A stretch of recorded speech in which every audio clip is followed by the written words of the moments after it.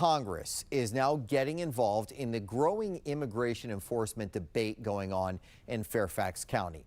Lawmakers are now calling on the county's top prosecutor and sheriff to testify at a House committee hearing.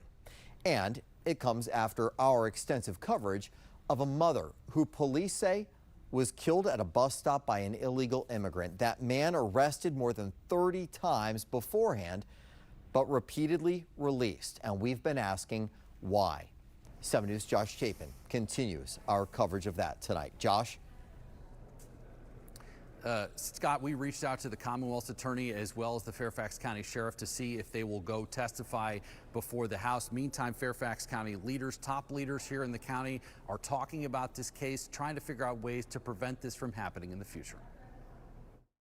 I stand in the corner of people who think ICE should be taking advantage of situations where people have committed egregious crimes and deporting them.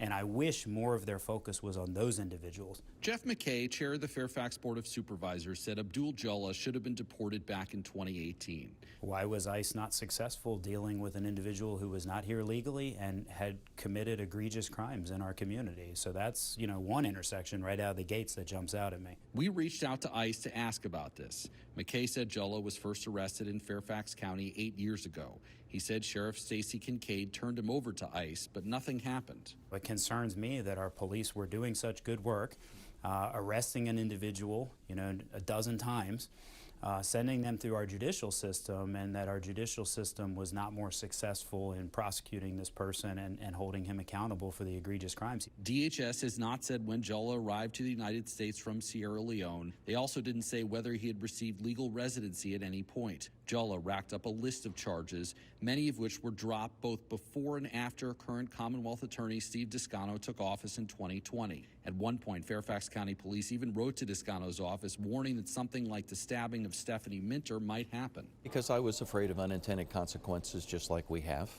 I don't like the fact we're not cooperating with federal immigration authorities to remove violent repeat criminal offenders from our streets. Pat Harity had hoped Tuesday for a review of the trust policy he says has prevented local police from sharing more information with immigration officials. He made a motion to bring it up for discussion, but no one seconded it, meaning the motion died.